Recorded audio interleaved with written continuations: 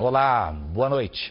O jornalismo da Record TV abre espaço agora para as eleições 2018. A partir de hoje e pelas próximas 2 semanas, sempre neste horário, pode anotar aí, 7 da noite. Nós vamos receber os principais candidatos à presidência para uma série de entrevistas. E como sempre aconteceu em todas as eleições, o nosso compromisso é com a informação de qualidade. Nós queremos ajudar você, eleitor, na escolha que vai determinar com certeza como é que serão os próximos 4 anos no Brasil. Comigo está a repórter especial do Jornal da Record em Brasília, Cristina Lemos, que atua na cobertura política há mais de 30 anos. E nós começamos recebendo hoje o candidato do PSL, Jair Bolsonaro. Candidato, as entrevistas têm sempre duração de 15 minutos e depois nós temos mais 1 minuto para suas considerações finais. Seja muito bem-vindo, boa noite para o senhor. Muito obrigado pela oportunidade, espero poder atender não só vocês, bem como quem está do outro lado da tela. Eu começo falando sobre a situação dramática que vive o Brasil em relação à crise econômica e de condições. São 13 milhões de desempregados neste momento, boa parte deles, ou uma parte deles, em situação de vulnerabilidade que os leva para a rua. Só na cidade de São Paulo são quase 30 mil moradores de rua. Se o senhor for para o Rio de Janeiro, esse número praticamente dobra. Qual é a sua proposta concreta para enfrentar esse problema? Inclusive, isso leva também à violência, ok? Então, essa questão de emprego nos preocupa e muito, o emprego em primeiro lugar. Agora, hoje em dia, para ser patrão também, não é fácil no Brasil. Você tem que desburocratizar muita coisa, desregulamentar, desonerar a folha de pagamento. Investir pesado na educação, porque o objetivo final da educação é formar bons profissionais na ponta da linha. Então, basicamente, é isso que nós precisamos no Brasil. Como? É desburocratizando, é desregulamentando, fazer com que a classe produtiva empregue gente com segurança. Temos uma segurança jurídica também no nosso país. Quando você vai para o campo, que enfrenta o mesmo problema, o produtor rural não tem segurança jurídica. Aqui também, na cidade, então você precisa disso. No Rio de Janeiro, há 2 anos, fechou-se na Barra da Tijuca mais de 400 estabelecimentos comerciais, basicamente por causa da insegurança. Então, o trabalho vem por aí. E outra coisa, né? O Brasil tem uma dívida enorme, monstruosa, e muitas vezes a gente fica preocupado como é que nós vamos sair dela, porque isso atrapalha também em investimento em nosso Brasil. Então, temos pessoas profissionais, capacitadas, que vão conduzir essa política que na ponta da linha surja o emprego. E com o emprego, você resolve uma série de problemas por tabela. Lembrando, deputado, que a pergunta foi sobre moradores de rua. Miséria extrema. 30 mil moradores de rua em São Paulo, Rio de Janeiro, mais que o dobro disso. O senhor chegando na presidência da República, o senhor tem um plano para resolver a curto prazo, a médio prazo, essa situação da miserabilidade? Olha, você pode procurar ajuda em vários locais. O governo não tem uma varinha mágica para resolver essa quantidade enorme de problemas. Quando você fala em moradores de rua, tem uma parte considerável que está no mundo das drogas. Você não vai resolver isso de uma hora para outra. Eu vejo, por exemplo, o trabalho maravilhoso que as igrejas fazem pelo Brasil, né? Em especial igrejas evangélicas. É apoiá-los, é pedir ajuda para buscar solução para isso daí. Morador de rua também. Nós devemos jogar pesado num projeto de planejamento familiar. A gente vê. Especial mulheres, me desculpa, né? Quem engravida suas mulheres, obviamente, tá certo? Mas uma mulher que tem uma penca, mas o homem é mais irresponsável nessa questão, e morando em rua, a gente sabe disso, né? É uma penca de filhos, está grávida novamente. A responsabilidade para as mulheres? Não, negativo. Eu estou falando que quem engravida são as mulheres, meu Deus do céu. Não sabia. É difícil você falar qualquer coisa do Brasil, vem o politicamente correto em cima da gente. Estou falando uma realidade aqui. Então você tem que oferecer a essas mulheres métodos contraceptivos, até porque essa população não cresça. E que geralmente uma criança gerada nessas condições, a tendência é ser o que os pais são. Então é jogar pesado nessa questão. Casas de abrigos. Agora, você tem problema na legislação também. Muitas vezes você não consegue recolher para essas casas de abrigo porque a justiça lhes dá o direito de ir e vir rapidamente, menos de 24 horas, estão na rua novamente. A ideia, candidato, talvez aqui também seja aprofundar um pouco as suas propostas, porque o diagnóstico parece um tanto quanto raso. A burocracia é um problema, desregulamentação de alguns setores. A questão é como fazer. Mas deixa eu avançar, o senhor já citou a questão da criminalidade, também na esteira da desigualdade social. O senhor está no 7º mandato como parlamentar, deputado federal pelo Rio de Janeiro, um lugar que vive uma crise gigantesca de segurança pública, tanto que está com intervenção federal. O seu eleitor setor médio pode vir a dizer que não sabe o que o senhor fez de fato para combater essa crise na segurança pública ao longo dos últimos 28 anos. Como é que o senhor pode querer resolver o problema da segurança no país inteiro? Se o senhor não tem um exemplo concreto no Rio. A questão de segurança dentro do Estado compete ao respectivo governador. Eu nunca fiz parte de equipe de governador nenhum no Rio de Janeiro, até que se tivesse participar de alguns, com toda certeza estaria em preso. As emendas parlamentares minhas, muitas delas são voltadas para as Forças Armadas, que é a minha origem. Na verdade, são 7 milhões por ano que eu tenho liberdade para botar aqui, lá, colar. Agora, tenho dezenas de projetos de lei que visam combater a questão da insegurança. Por exemplo, copiando os Estados Unidos, a lei dos 3 crimes. Lá são 25 anos após o elemento cometer o 3º crime. Que sejam 3 furtos. A minha proposta aqui é passar para 10 anos. É jogar pesado no tocante à progressão de pena. Não podemos continuar vivendo com saidões. Eu não tenho pena desse tipo de gente. Eu acho que tem que ter um tratamento até digno dentro do presídio, buscar recuperação, porque a gente sabe quem é indigno atualmente. Nós sabemos quem é indigno, tá? Buscar recuperação, mas isso não é fácil. A própria Constituição está nas cláusulas pétreas, um apenado, né? Para ele é proibido o trabalho forçado. Você não pode forçar o elemento a trabalhar. Tá? Então tem muita coisa que você tem que tratar dessa área. Tenho projeto sim, só que eu sempre fui o patinho feio dentro da Câmara. Nunca tive a simpatia, em especial do último governo PT, 13 anos, para aprovar qualquer projeto de minha iniciativa. Deputado, o senhor me permite só colocar o senhor adiante algumas declarações que o senhor fez, só para refrescar a sua memória e a do nosso telespectador. Algumas um tanto quanto polêmicas. Por exemplo, fui num quilombo e o afrodescendente mais leve lá pesava 7 arrobas. Nem para procriar ele serve mais. Outra. Não vou combater nem discriminar, mas se eu vir 2 homens se beijando na rua, vou bater. Posso responder uma? Vamos lá. Primeiro, essa segunda você não acha em lugar nenhum. Mentira. Não procede. Mentira. É a primeira, com relação ao afrodescendente. A primeira, eu conheci o cara, brinquei com ele, inclusive. Era uma brincadeira.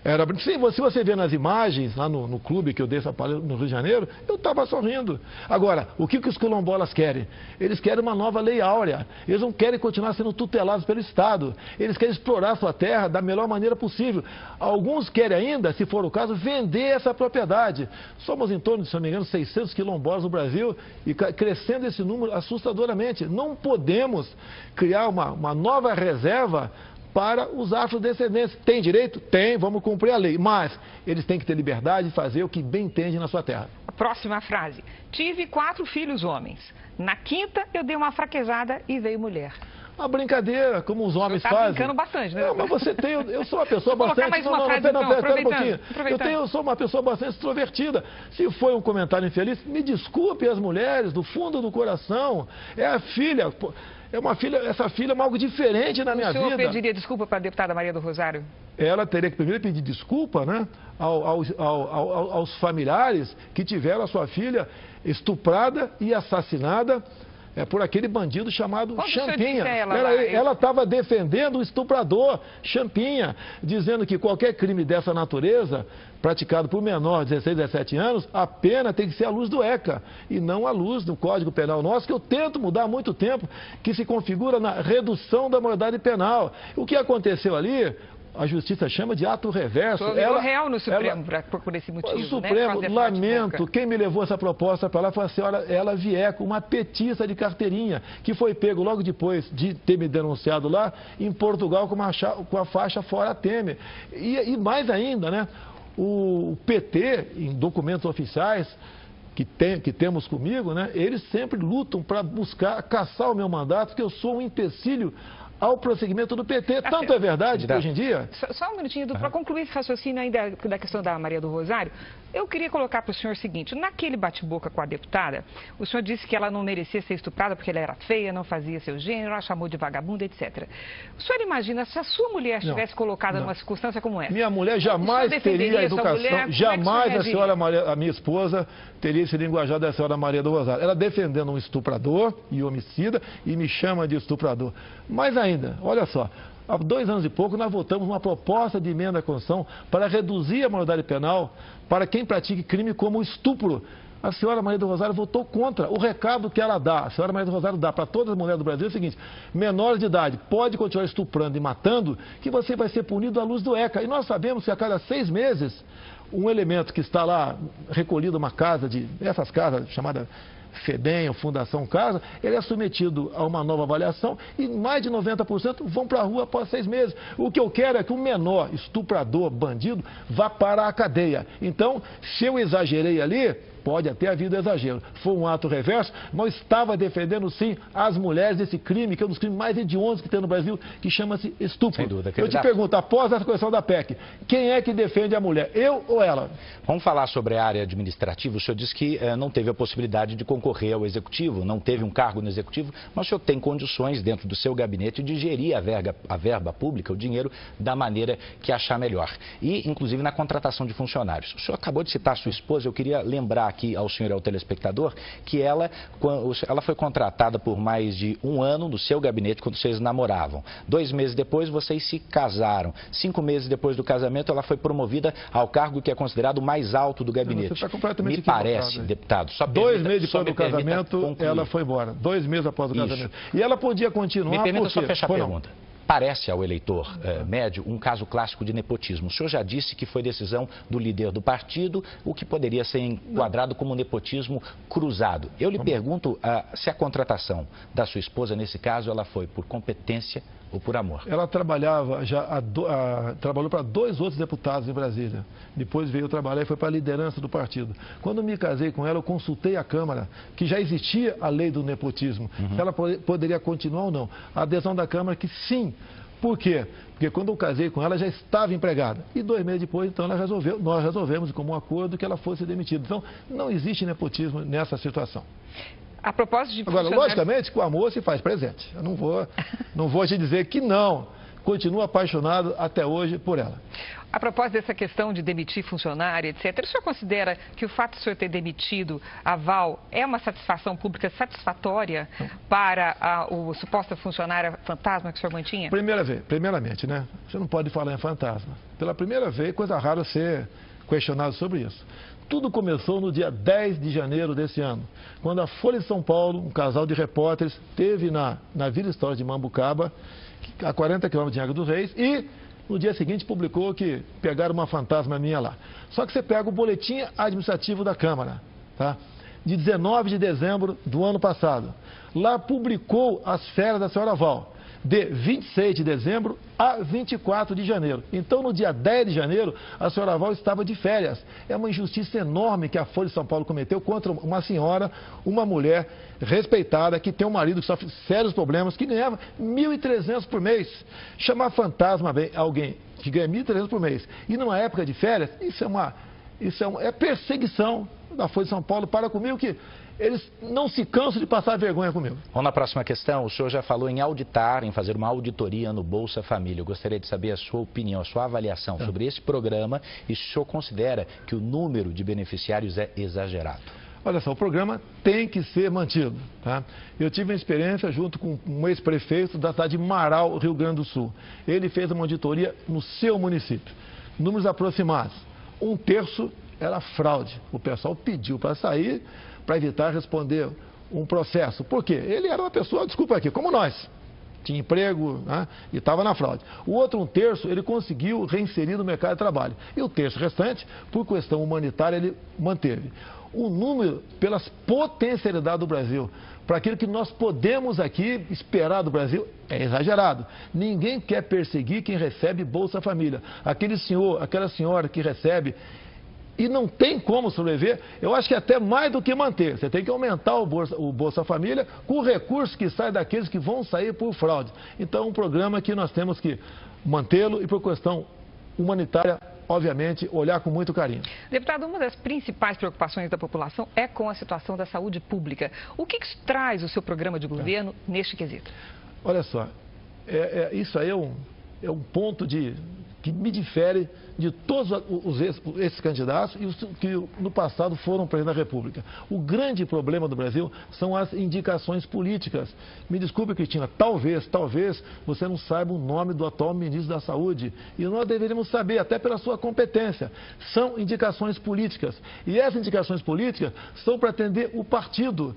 E com essa indicação política, repito, leva então aquela pasta à ineficiência e à corrupção. Então, um bom ministro da Saúde é o que vai tratar desse assunto com o devido zelo. E outro, teremos que ter um ministro da saúde, não um ministro da doença. Um ministro que invista na saúde básica e na prevenção. Essa é o macro da nossa proposta para tratar desse assunto.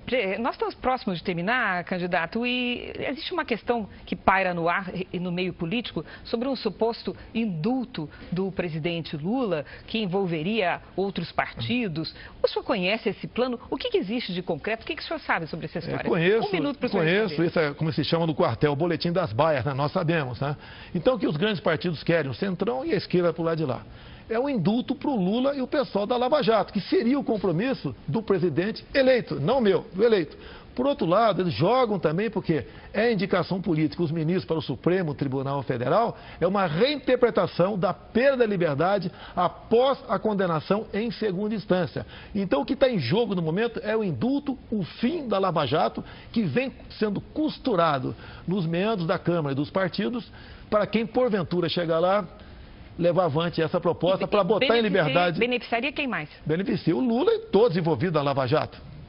Ok? Todos condenados na Lava Jato. O senhor inclui quem? Pessoas do PSDB, do MDB? De todos os partidos que tiveram pessoas citadas até agora. PRB, PR, PP, que eu já fui do PP também, PMDB, PT. Todo mundo está nessa... E a sua opinião sobre isso? Você não pode, isso aí você acaba com o poder judiciário do Brasil. Seremos um país sem lei. Com que moral você vai prender um ladrão um cara que roubou um carro aí fora, deixando em liberdade quem desviou bilhões do nosso Brasil? Candidato, o fim da sua resposta coincide com o fim do seu tempo e a gente tem agora 1 minuto para suas considerações finais. Bem, o que eu acho que o Brasil precisa, né? De um presidente, seja quem for, honesto, que tenha Deus no coração, que seja patriota, que jogue pesado na questão da insegurança do Brasil, tá?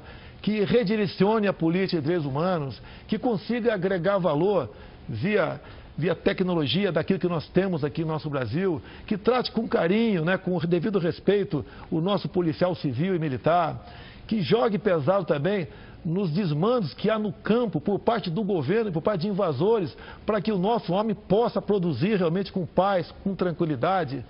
Desejamos fazer para o mundo todo, né, um comércio sem o viés ideológico. Um presidente que valorize a família, que não tenha vergonha de dizer que nós devemos respeitar e defender nossas criancinhas em sala de aula contra a ideologia de gênero. Precisamos de uma escola sem partido. Então nós precisamos de uma pessoa normal e que seja honesta acima de tudo. Isso eu acho que é o básico para termos um presidente que possa bem governar o Brasil e que possa, em janeiro do ano que vem, dia 1º, nomear notáveis para compor o seu ministério. Bom, eu quero agradecer muito a sua participação nessa estreia da sabatina da série de entrevistas do jornalismo da Record. Essa foi a primeira, quero te lembrar, de várias entrevistas com os principais candidatos à presidência da República. E quem nos acompanha por aqui pela TV pode rever essa entrevista na íntegra no Play Plus, a nova plataforma do Grupo Record. Amanhã, às 7 horas da noite, nós voltamos com mais um candidato. Você fica agora com as notícias da sua cidade. Muito obrigado e boa noite.